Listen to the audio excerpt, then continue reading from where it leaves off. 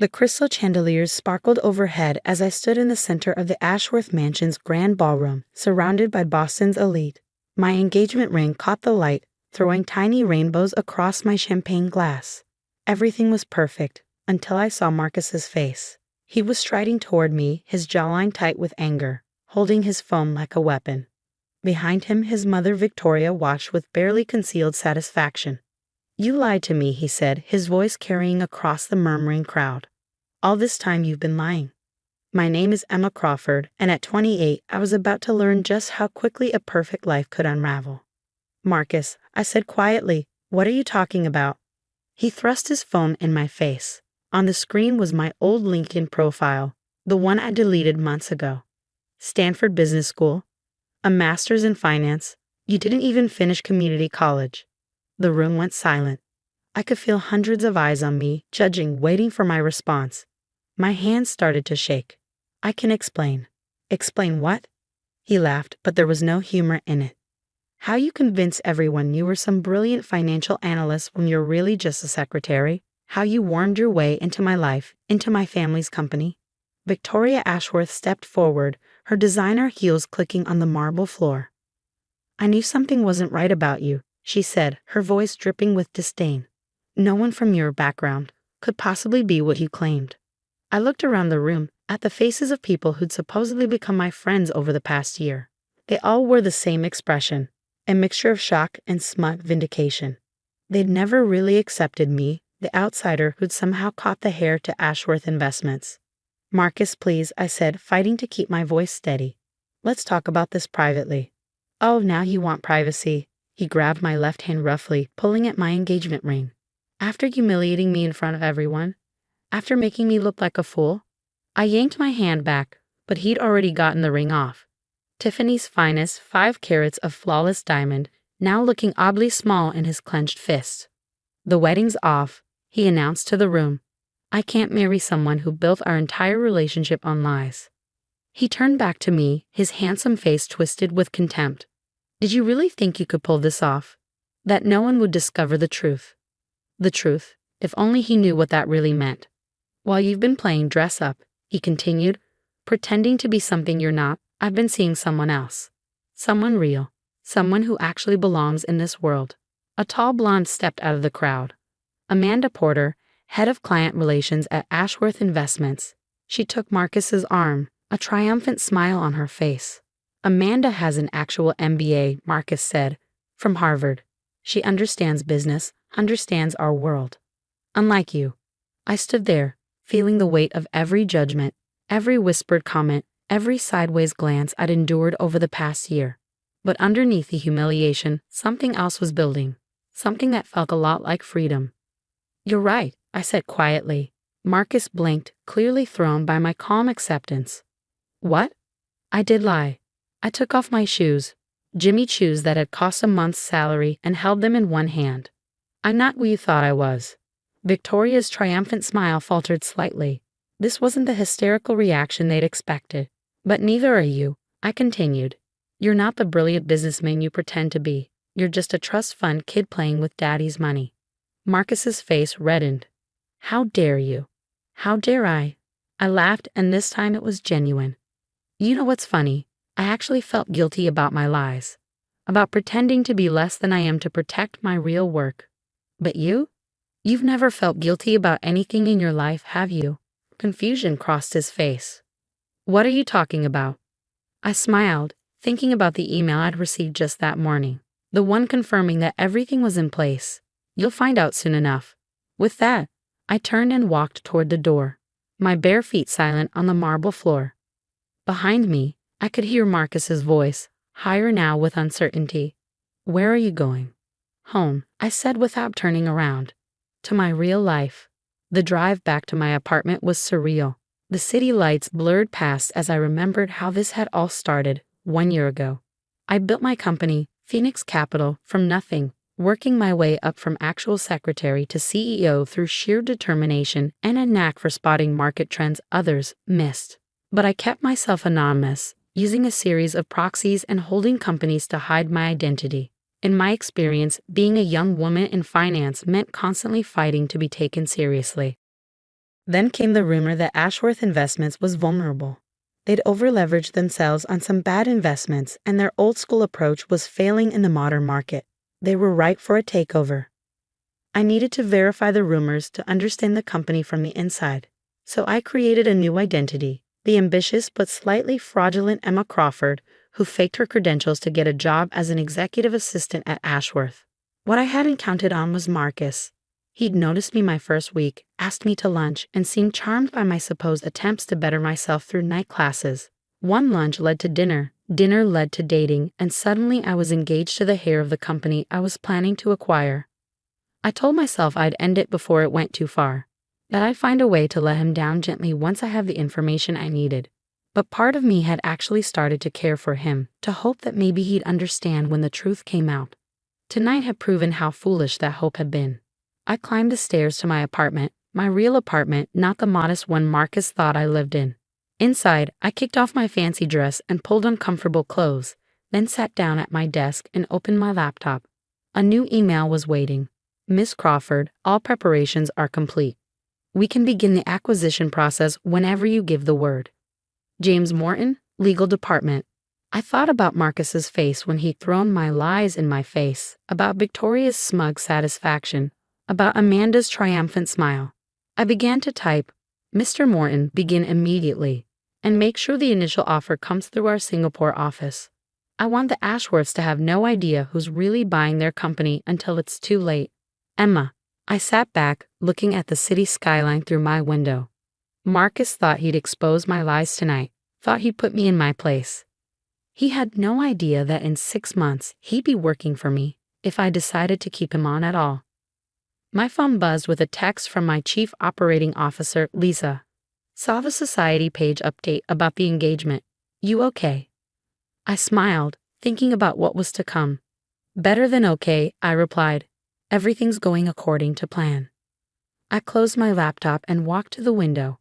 Below, Boston's financial district glittered like a carpet of stars. Somewhere out there, Marcus was probably celebrating with Amanda, thinking he dodged a bullet by exposing his gold-digging fiancé. Let him celebrate. In 6 months, he'd learn what it really meant to lie about who you are. 6 months passed like a perfectly executed business plan. I sat in my private office on the 45th floor, reviewing the final acquisition documents for Ashworth Investments. Everything had gone exactly as planned. Our Singapore office had made the initial offer, followed by increasingly aggressive moves through various subsidiaries. The Ashworths never saw the pattern until it was too late. They're here, Lisa announced from my doorway. In the main conference room. I checked my reflection in the window. Power suit perfect, hair elegant but understated. Not a trace of the woman Marcus had humiliated half a year ago.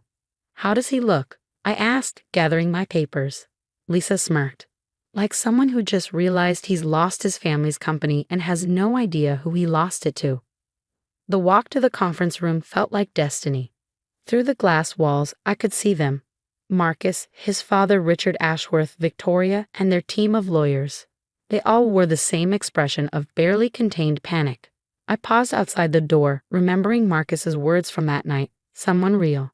Someone who actually belongs in this world. Well, time to show him just how real I could be. I pushed open the door, and the room fell silent. Marcus's face went from confused to shocked to pale with recognition. Victoria grabbed his arm so hard her knuckles went white. Good morning, I said, taking my place at the head of the table. I'm Emma Crawford, CEO of Phoenix Capital. I believe we have some papers to sign. This is impossible, Marcus sputtered. You were a secretary?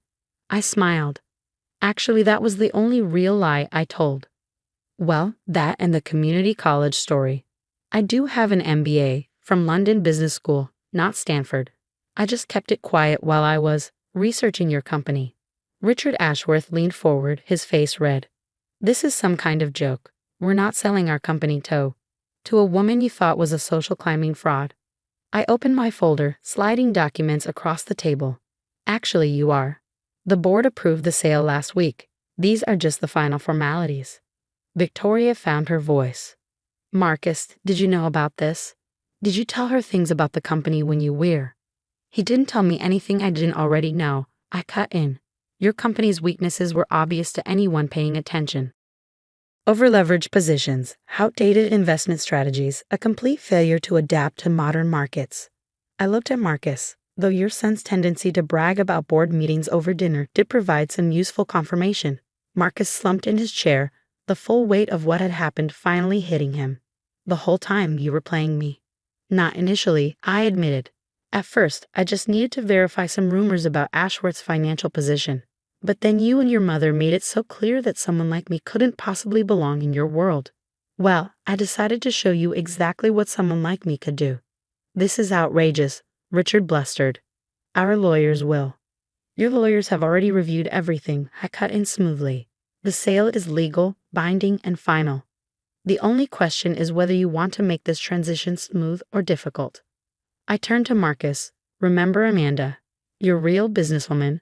She's been working for me the whole time. Those client lists she's been compiling, that data she's been analyzing, all feeding directly to Phoenix Capital. The look of betrayal on his face was almost comical. Almost, you'll never get away with this, Victoria hissed. Once people know. Know what? I asked calmly. That you lost your company to the woman you publicly humiliated. That your son's ex-fiancé outmaneuvered your entire family? Please feel free to share that story. I'm sure the financial press would love it. The room fell silent. Even the lawyers looked uncomfortable. Here's what's going to happen, I continued. Ashworth Investments will become a subsidiary of Phoenix Capital.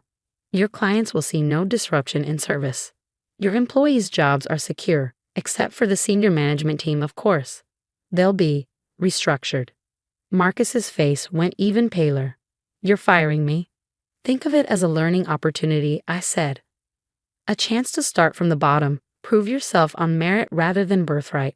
Isn't that what you always claim to respect? The next hour was a blur of signatures and legal formalities. The Ashworths signed everything put in front of them, their fight completely gone. When it was done, when their family's century-old company officially belonged to me, I stood up. One last thing, I said, reaching into my bag. I pulled out the engagement ring, the one Marcus had yanked off my finger 6 months ago. I believe this belongs to you. I set it on the table in front of him. Consider it a reminder that appearances can be deceiving. As they filed out of the conference room, Marcus lingered behind. Why? He asked quietly. Why go through all of this? You could have just bought the company. I looked at him for a long moment. You know, the night we met, you told me that the key to success was knowing your true worth.